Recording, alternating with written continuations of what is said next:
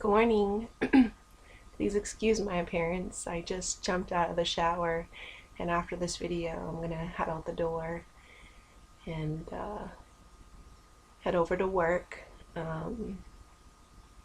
Those of you who are new to my channel, I walk dogs for a living. I love it. Let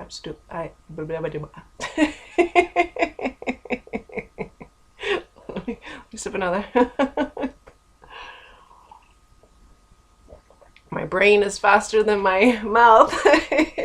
I absolutely love walking dogs and picking up dog poop. It's like actually one of my favorite things to do. I know it sounds weird, but I've had a lot of interesting jobs. I also clean houses too. I own my own cleaning business, but that has slowed down since what has happened. Now that people are home, they get to clean their own houses. So yes, I love walking dogs. Yesterday morning, I wanted to point something out that that made my heart happy. You know, you hear on the news, I don't watch news, by the way, but I listen to a few people who talk about some of the things that the news is talking about, and how there are people who are policing and ratting out people who are leaving their house and not staying home. And I haven't seen any of that here in Western Massachusetts. That yesterday on my way to walk the dogs, someone flashed their headlights at me, and if in case you didn't know what that means, he was letting me know that there was a state trooper about 200 feet away. I'm not normally a person who floors it anywhere, and going through town, I live on the north side, I just drive on the east side of town. It's country area, so I don't speed through. I'm not in a hurry to get to work. My clients are not going to be mad at me if I'm there 5 minutes later than normal. In fact, I don't have a time that I go there. I go there between 8:30 in the morning and about 9:30 in the morning. I don't have a specific time. I don't punch in to a clock, which is awesome, and I'm grateful and appreciate that very much.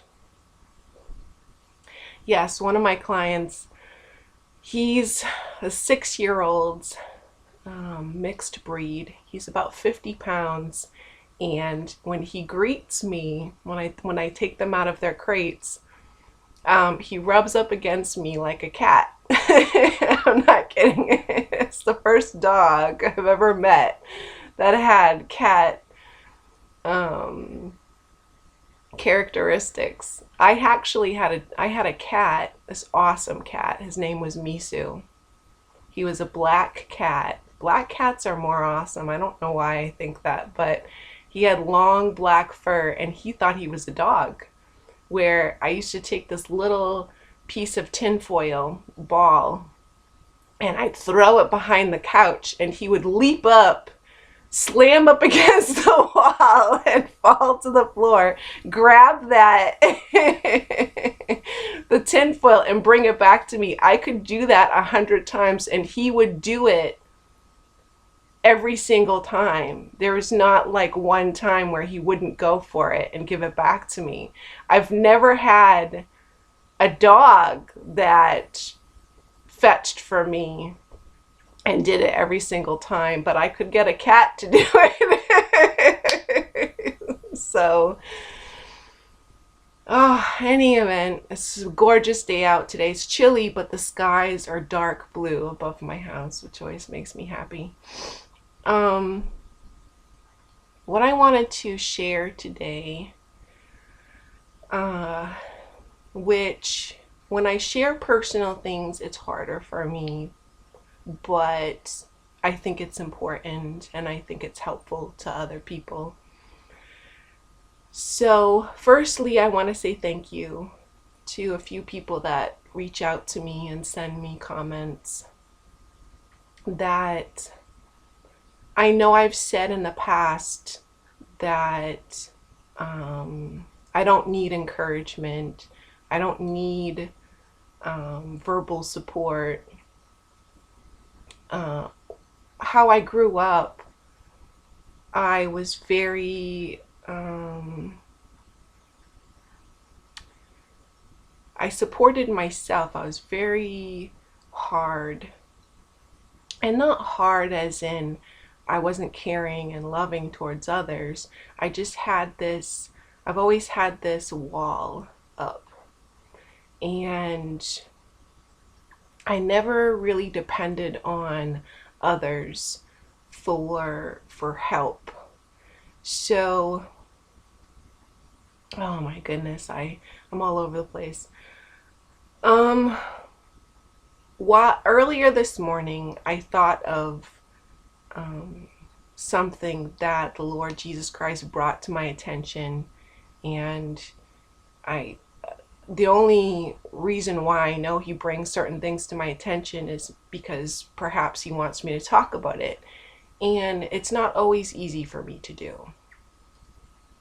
But he gives us our testimony to tell others, to help others. So, here I go. Tick.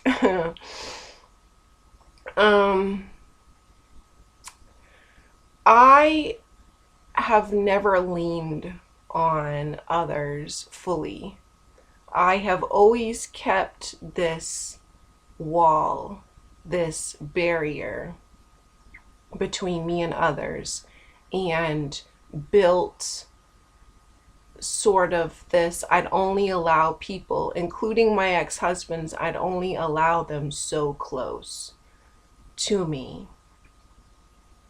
And I don't know if I was doing it necessarily consciously, but it was just this way that it just over the years, I just built this, I don't know, protective barrier. That's the only way I can label it.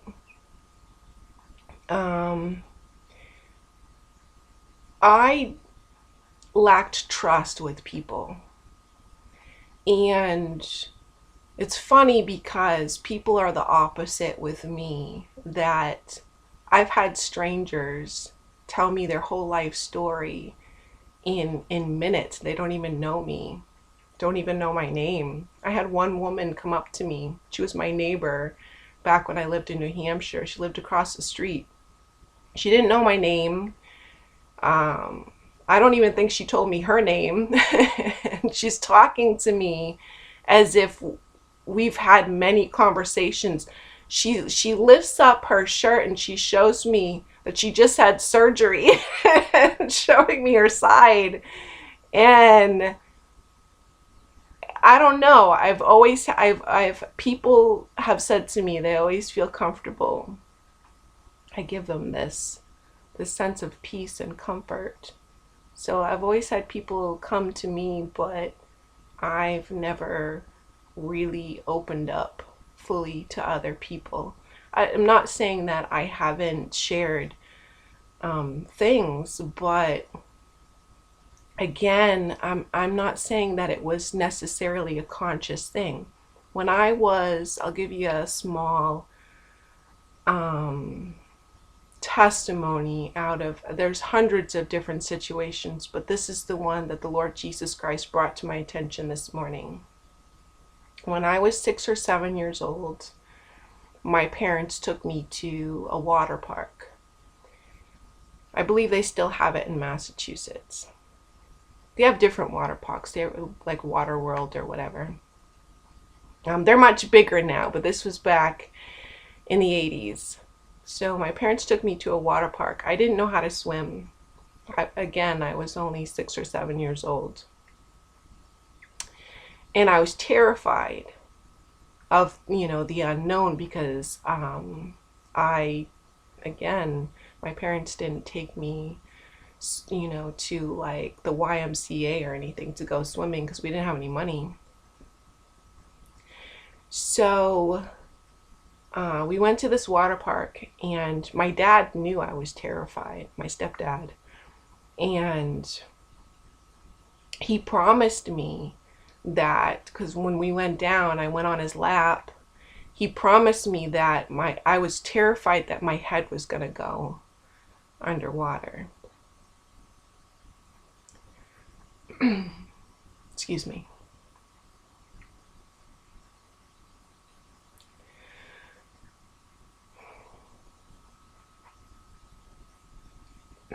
And he promised me that he wouldn't let me go under the water.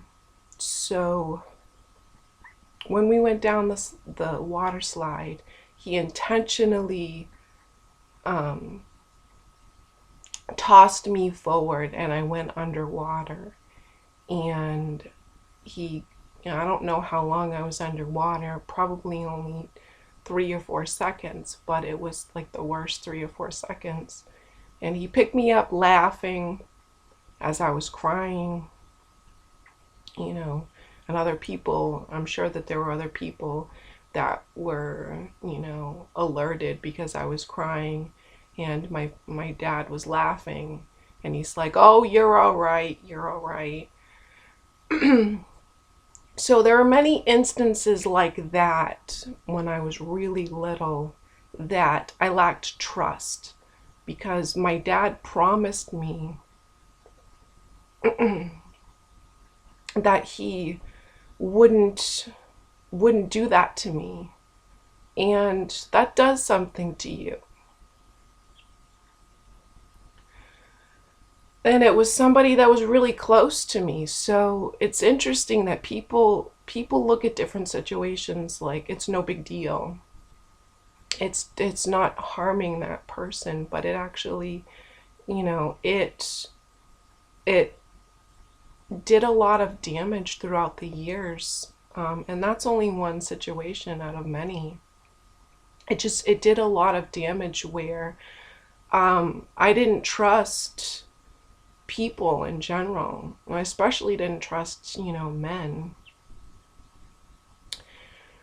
So why am I telling you this testimony, and why did the Lord Jesus Christ bring this to my attention? Well,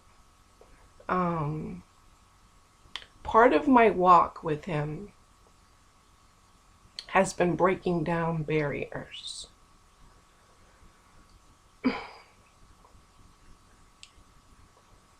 Sorry.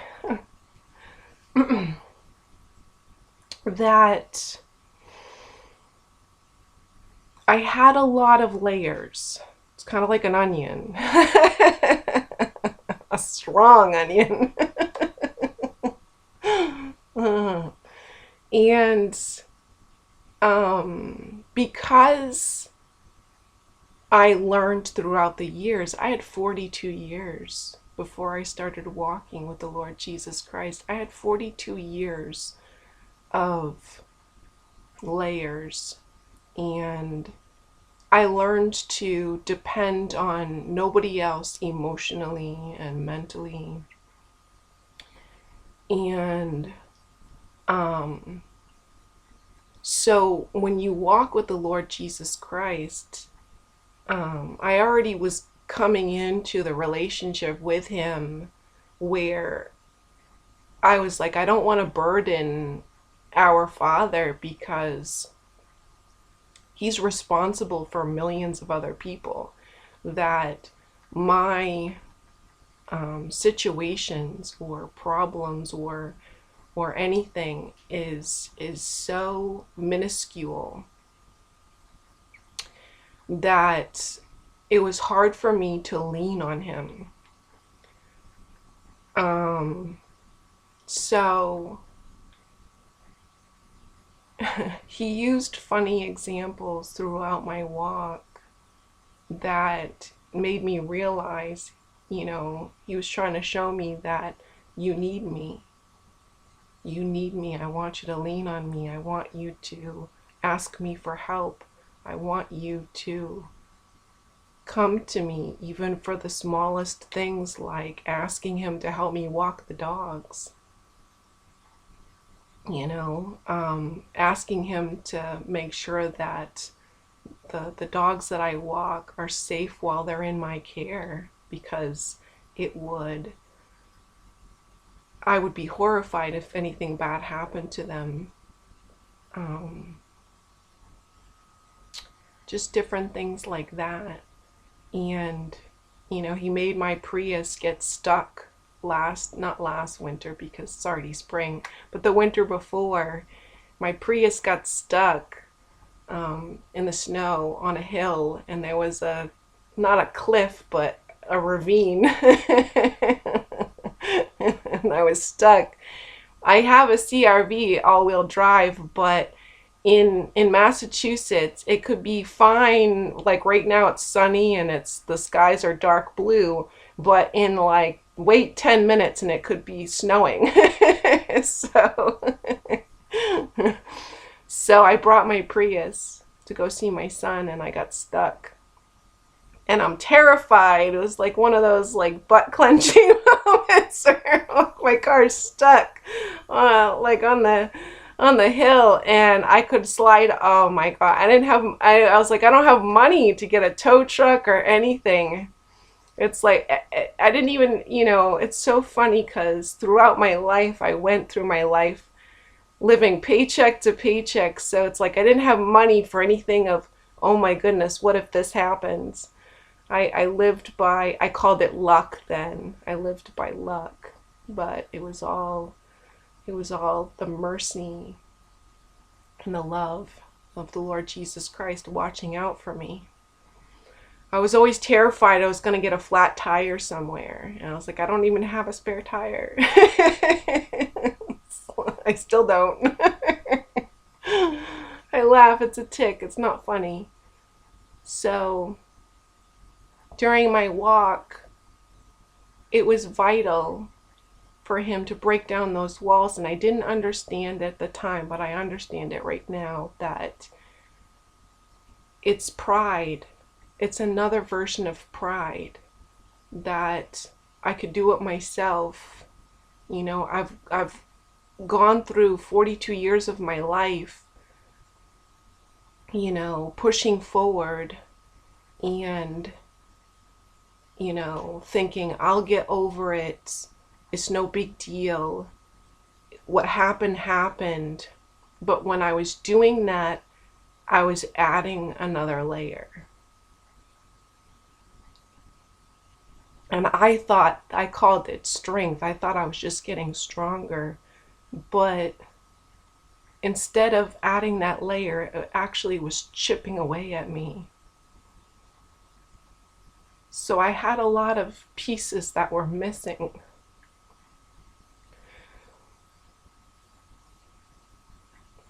And the Lord Jesus Christ filled in the blanks. So it is another version of pride to think that independence is a good thing.